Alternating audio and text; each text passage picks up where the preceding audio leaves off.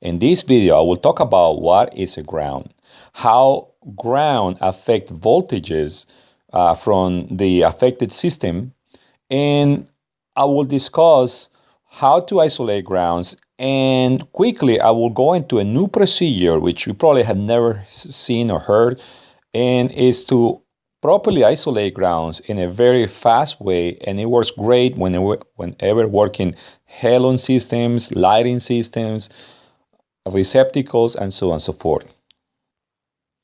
Lastly, I will talk about a tool called a Fox and Hounds eye cable tracer, and it makes life easier. No more hand over hand to find where the cable goes.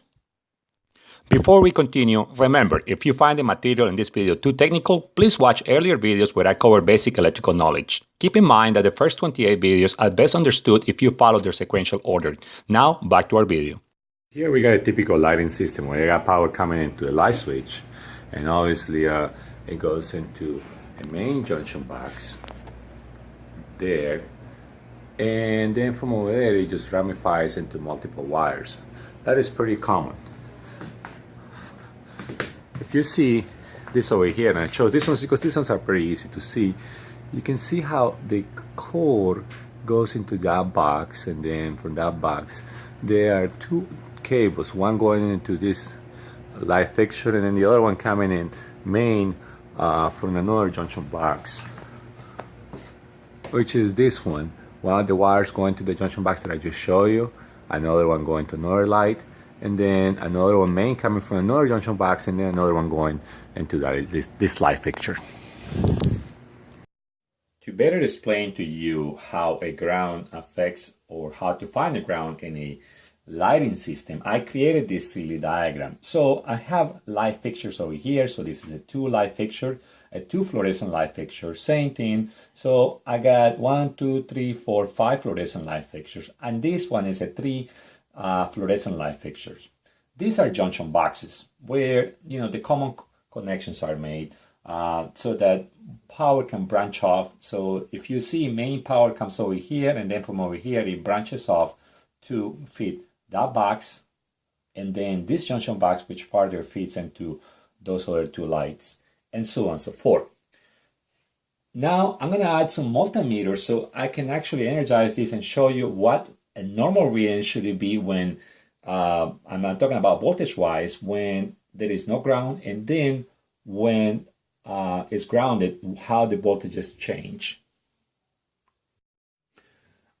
I added these multimeters, and I'm going to turn the light switch. Before that, notice that I connected one of the leads of the multimeter to ground, at least in these 2, and this one over here, I'm just sampling this side over here and that side over there.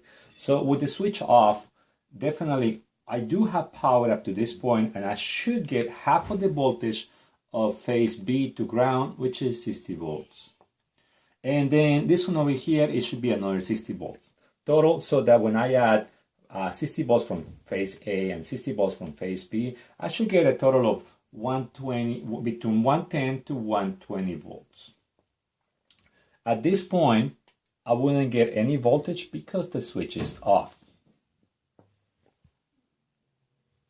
When I close the switch, now I'm putting all the blue is B phase and all the red is alpha phase. So therefore, even if I'm sampling all the way from here at the switch and then the other lead of the multimeter by this light, I still will get now at this point on 110 volts or 120, depending on what the day is.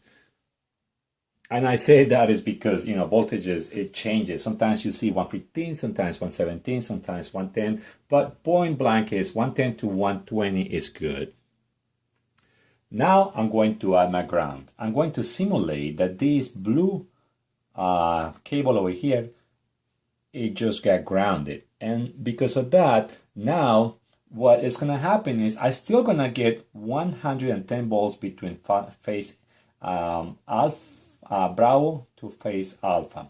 But since the blue is the one that is grounded, that means in essence, this phase is a ground potential, or rather ground potential is at the B phase. What that means is that, well, if this is grounded over here, which that's what I just did. It's the same thing as trying to read on the same piece of wire on this multimeter. So therefore this multimeter now will read 0 volts. Because I got B phase in one side and the other side is at B potential. Why B potential? Because I'm putting B potential over here. So that potential is being felt over here to the point that I get 0 volts. However, this multimeter now will read 110 volts. Why 110 volts? Because, well, this is alpha phase, but I already told you that this is at B potential. So therefore, what's the difference between alpha and Bravo potential in this case? Well, the same thing that we get over here, which is 110 volts. And that is what an indication of a ground with a multimeter would be.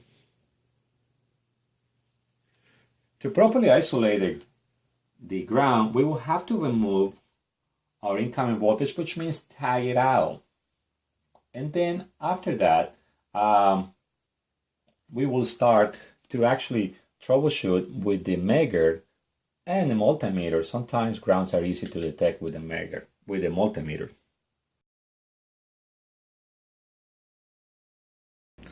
So here we got a Detroit switch, as you can see, and there is this.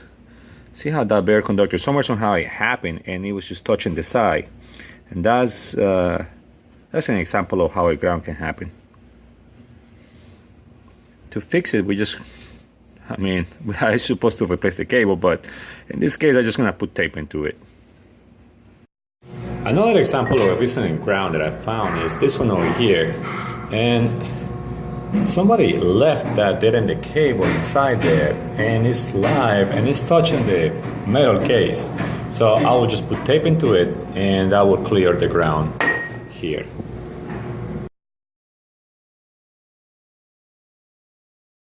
Alright, so if you look at the multimeter, I got 123 volts. Now notice that I got a good ground over here, and to ground I get 71 volts in one phase, and the other phase looks like 69. So there are two different phases. Now that is what is supposed to read in this case for this particular circuit when it's not a ground. Now I'm gonna put a ground into the system,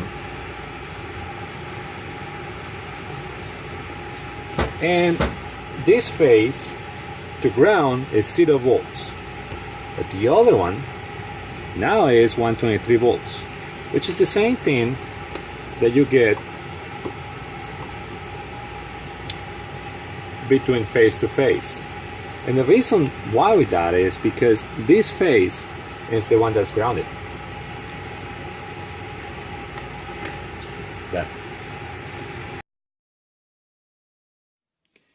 Now, since my system is tagged out, so there is no power on this, I can go ahead and use the multimeter to read for ohms. That's a symbol for ohms. So notice that once again, I put one lead to ground, and I'm just gonna go ahead and sample. So notice that the light switch is closed. So what happens if I were to sample from here and let's say to right here? Well, I will get some high resistance in here because I'm comparing between, if there is an insulation between the red lead or red conductor and ground. And if you notice the red conductor, it is not grounded anywhere. So I will have somehow a high resistance in here. But now let's do this, the blue conductor. When I touch the blue conductor anywhere, especially with the switch off, now what it's gonna do is I'm gonna be reading through the blue to this connection, to that point, and look at this, is where the ground is at. So really it's like having a short wire between this point and this point. So the resistance in here will be 0 ohms, or low resistance, even 5 ohms or 6 ohms or anything like that. It will be really, really bad. As a matter of fact, the resistance should be in the thousands of ohms at the very least. One way to troubleshoot this, because at the beginning you don't know which light is the one that's grounded, or you don't know if the ground is on this junction box, because anywhere I will get the same readings if the ground was there, or if the ground was here on the blue line, or if it was at this point. So it would be kind of like a lottery trying to find this ground. And typically the way how electricians they do it, they just simply, they're trying to find the main box and then they disconnect all the wires. And then start with the multimeter touching all the white leads, all the blue leads and all the red leads when the cables are just by themselves. And then the one that is low resistance, they try to follow that wire hand over hand until eventually it traces it down to the one that is the fault. That system is effective, but it takes a long time. I will show you a better and easier way to troubleshoot a ground when you got the situation. Especially if this is a burden, you might be dealing with as many as 30 or 40 lights in a circuit. That is too many lights, that's too much gambling, and I can guarantee you that you can troubleshoot any of those circuits in 30 minutes or less. Put that symbol, 30 minutes or less. But for that, you will use a method that I come up with, which I call it, and I teach it to my guys, which is the transformer and light bulb method. Here it is.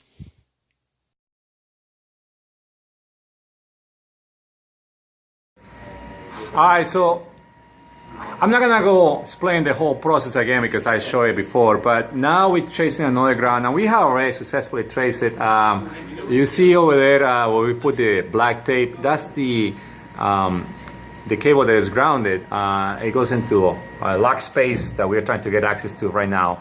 A point blank in here, instead of doing it from the junction box, I'm sorry, from the power panel, we just simply open a junction box that gives power to one of the local circuits that we just kind of like hand over hand it, and now we know that's the one. Oh, actually we didn't hand over hand, we just simply visually saw it, and we found out the cable that is grounded. Can you give a close up over there to the cables? And we proved it with the multimeter that it was grounded, and after that we just added our circuit and it's working, and definitely we got 0.18 amps, and that was what we needed to chase it. Demonstrate it over here on with the ammeter.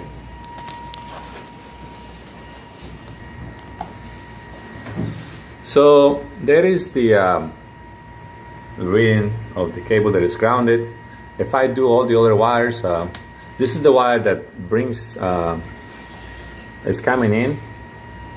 Obviously that one has the 1.7, but if I do the other wires, they all read 0 amps, and because of that I just rule out them as to have a ground. So in the summary, I got here where I inject my electrons, so for my power, local power over here from my transformer, and then eventually it goes into a cable that it happens to be this cable over here. Sorry, this cable over here brings power. It ties inside the junction box, and then after that, that one continues the circuit of the ground, and it just goes somewhere in there. Much faster, this is a much faster way of troubleshooting grounds than anything that I've done before. So now I'm going to show you the theory behind on how the transformer and light bulb works. You will also need a clampometer, and in this case we're using an AC clampometer because they are very common. So still, we still got to use the multimeter at the beginning, and what we do is we find a common junction box. It doesn't matter which junction box, but a junction box that belongs to the system. So if we I prefer the main one because it makes things a little bit faster by a couple minutes. So once I open the junction box, as you notice, I left all the wire cups connected. So I took out the wire cup and all the wires were connected. Very important. And then with the multimeter, I just read each set of wires to ground, and I was looking for the one that has the lowest resistance, not the one with the highest resistance. In this case is the blue one. So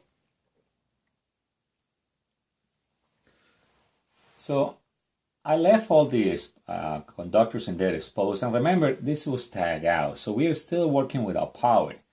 However, I did take a transformer, and this is a typical 440 to 110 transformer, which I connected up in this way, so that, and I hook it up to an extension cord, or rather a plug, that we can plug into an actual outlet. And we put in, instead of, so it is a 440 to 110, but the ratio is what matters. It means that it's a 4 to 1.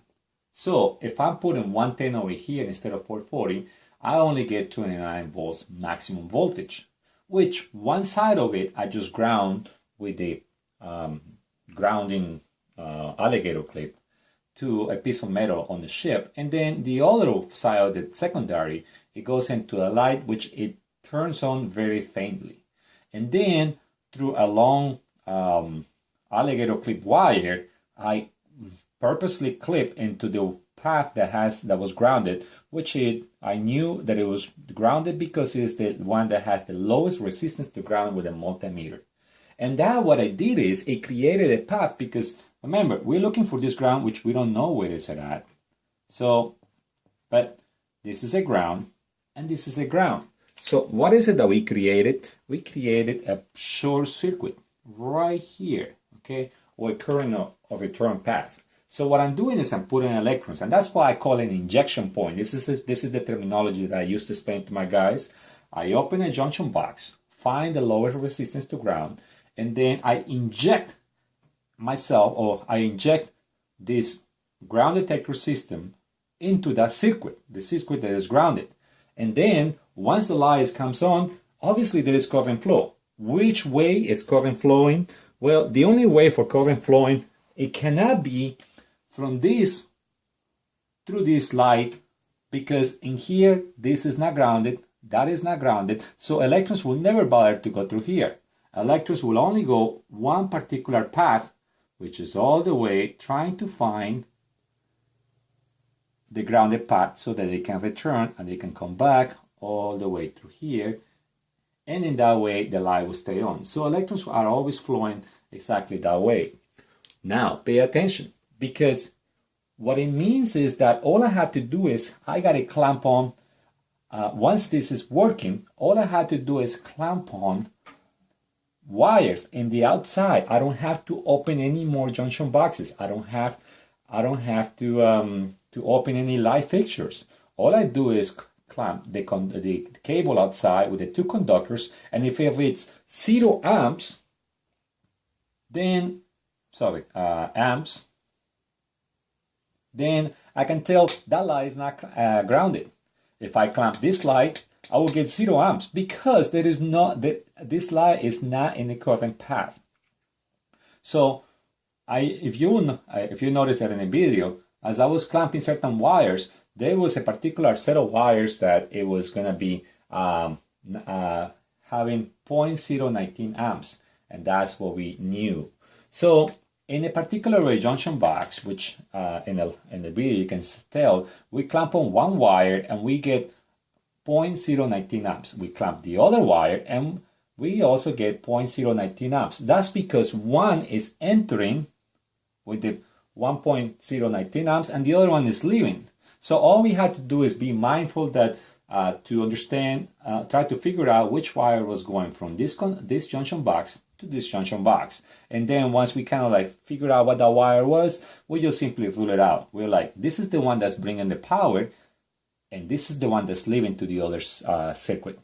In our case, the ground happened to be on a light switch, not on the actual light fixtures, like typically they are.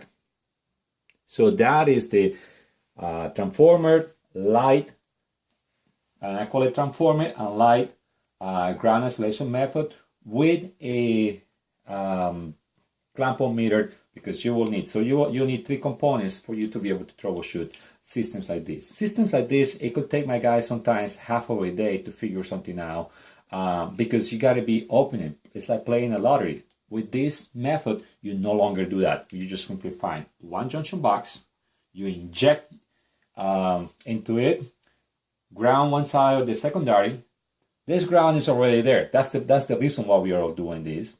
And then start clamping, and it will literally take you down to the very component where the ground is at. Now, this method is now for all systems.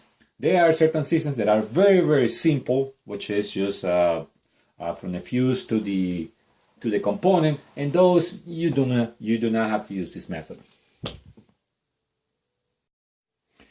If you're still confused on how this system works, I'm going to do some deletions over here.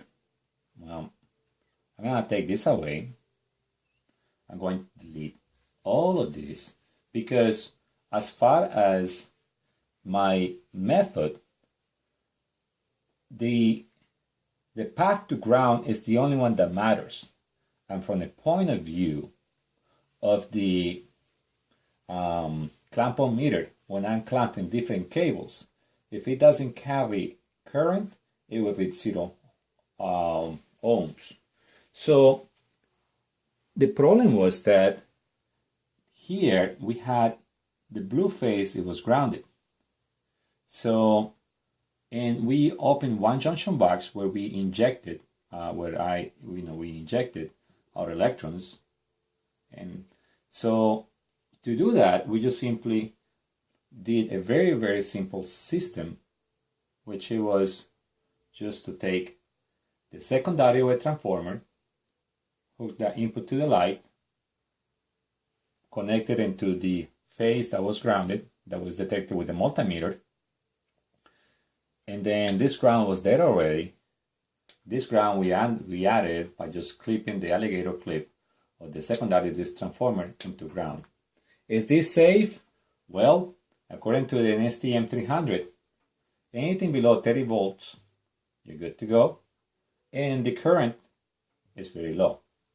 So now you notice that I had the transformer and this out of the box. We created a nice little box for it, and I will show it to you right now. Here is our new ground detector tool. We just encased the transformer into a box. So this goes wired to the primary, so no way for you to get shocked with 110. And then the secondary, one side goes here to the light. And this is a regular light bulb. This is nothing special. And then the other side of the light bulb, we always hook up with this alligator to ground. The other secondary of the transformer is that one, and that's the one that we just hook up to the circuit. Actually, you can change this one. You can put this one to ground, and then you can put this one into the circuit, to the injection point, and anyway, that's how it works. Now, we have a ground over here, and we find out that it's this breaker over here, but we don't know where the circuit goes, and really, hand over hand wires, who has time for that? So we're gonna use a toner. This is a circuit toner, and we just simply gotta hook up these two leads to the actual cable that we're toning, and then as I walk around and I'll demonstrate, I just gotta press this button and this will beep. It has a volume control, and it is easy to trace the wires right here. But to be able to use a toner, we gotta make sure that there is an open over here. So we're gonna use the multimeter to determine that. So we touch over there, and we got a multimeter on resistance, and we got 17 megs. So that means that, well, definitely they're not touching, and that means now we can use the toner. To connect the toner is pretty simple. We just simply go through the two phases. It is important that the wire travel together, otherwise the toner will not work. So we're having our little difficulties over here putting a toner, but there it is. And now he's gonna turn on the toner. The toner is sending a signal, and it has converted the cable into an antenna. Now we're gonna use our magic wand to, first of all, to prove it. There, now we are successfully toned it. Okay, that means that's the wire. Please do it. See how loud it is? Now we're gonna find out if it goes right or if it goes left.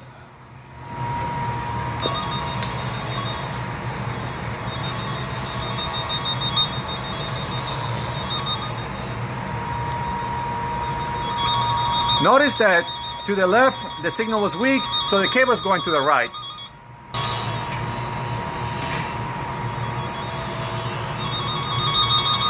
Here, now we know that the cable is going through the bulkhead. So we found it over here. Okay, cable continues there. Definitely, this is a lot faster than hand over hand. It looks like it goes to that junction box, but where does it continue?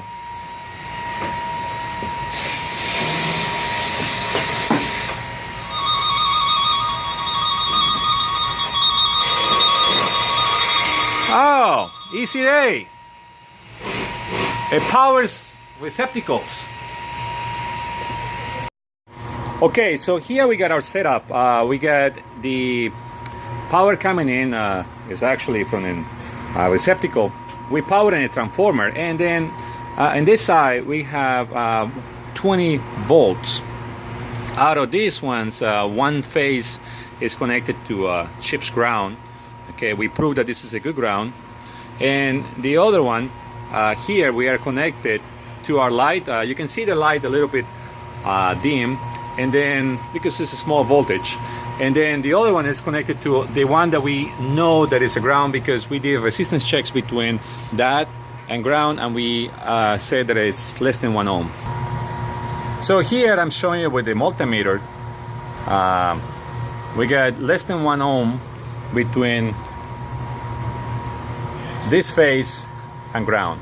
So this definitely grounded, and that's what we're gonna troubleshoot. So now here we do a clamp on meter, and now we got 19 volts, and we remember we're using the ship's ground as a return path. So we got 0.1 amp. Now so earlier we with our toner we determined that the cable comes over here. Go ahead and clamp it before, and that is power going into the box. We got the 0.1 amp after the box.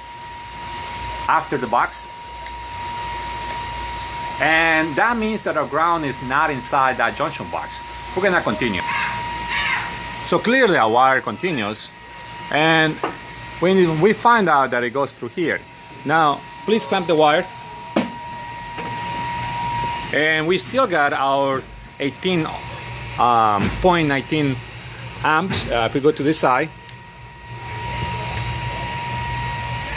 this one we get 0. That means that these two receptacles are not grounded. Now if we go to the other side, it continues. We still see now our 19. That means that this receptacle is not grounded. Please do to the next one.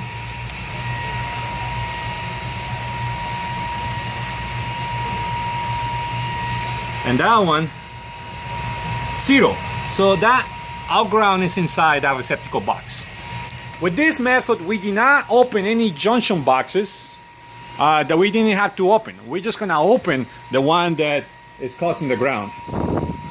After we open the receptacle box, we find out that right here we got a little nick. We're just gonna put tape into it, close it back on, and the ground will be gone. Beautiful thing was that we only have to open only one junction box. This technique works from power panels, also works with fuse boxes. Fuse boxes are better. Obviously, make sure you tag out the power panel or the fuse box.